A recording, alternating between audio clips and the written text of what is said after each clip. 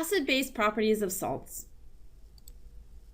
After watching this video, we'll know how to identify which salts are acidic, basic, or neutral. Also, using previous knowledge, we'll be able to calculate the pH of a salt solution by recognizing it as the conjugate acid or base of the base or acid.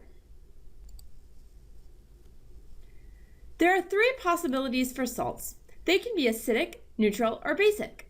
In order to determine which it is, we need to think about which ions are formed when the molecule dissociates. First, split the compound into its ions, and then for each compound, decide if it will react with water.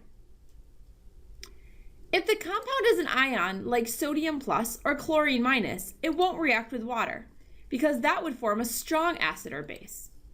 However, if it's something like NH4 plus or NO2 minus or other ions that are a part of the weak acid or base pair, then the reaction will occur. Let's look at a few examples.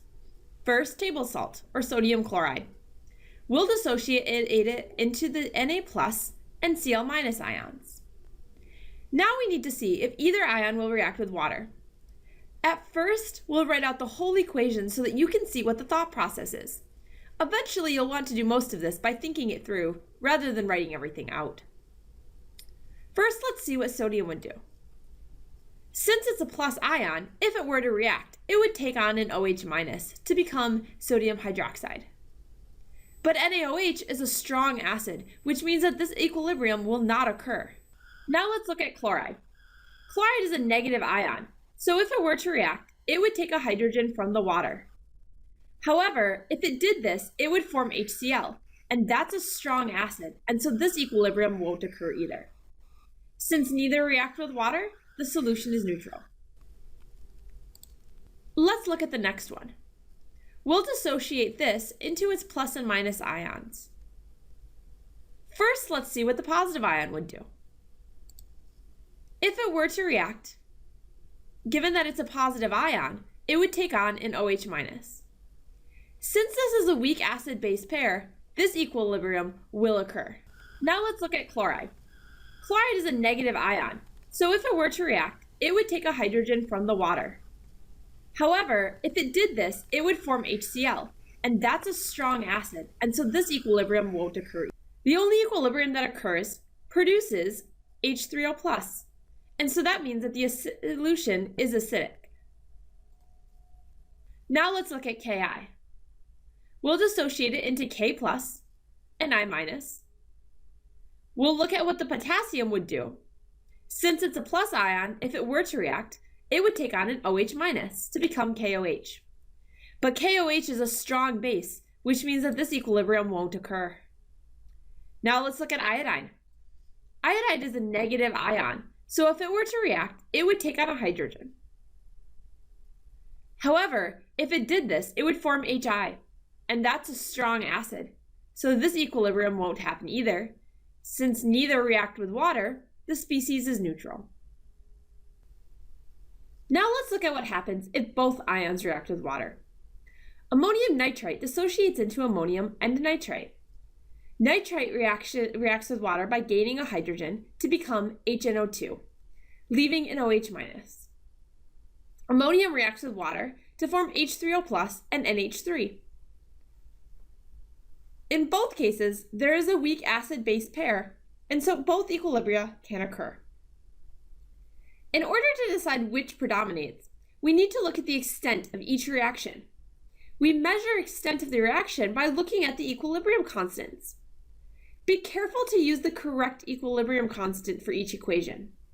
When you look up the K of HNO2, you're most likely going to find the Ka of the acid.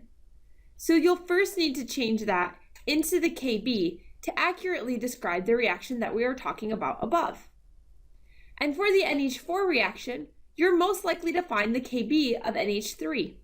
And so you'll need to convert that into the Ka to more accurately reflect the reaction. Since the NH4 plus equilibrium reaction has the larger equilibrium constant, the reaction predominates, and the solution is therefore acidic. Now let's look at an example where we need to calculate the pH. This will be very similar to how we did it for weak acids and bases. We'll first split up in the molecule into its ions. From here, we'll decide which ones react with water. Sodium does not, because it would form a strong base, and so that equilibrium does not occur. Now let's look at the negative ion. Because it's a negative ion, if it were to react, it would take a hydrogen from water. This does form a weak acid-base pair, and so this equilibrium will occur. Since the negative ion is accepting hydrogens, lowering the H+, and raising the OH-, the solution is basic.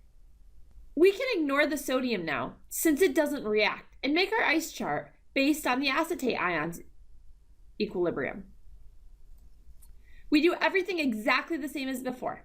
Fill in your initial values and x, solve for the equilibrium equations, and fill into k. Let's think about what k we need to use though. We need to be careful here. If you try to look up the k for this reaction, you're most likely to find the Ka for acetic acid as 1.8 times 10 to the negative fifth. When we use the k for this reaction, we need the Kb. And so first, we must put Kw over Ka to get the Kb of this reaction. From here, we fill in our equilibrium values, and we solve for x. We can check our assumption, and we are most definitely under 5%.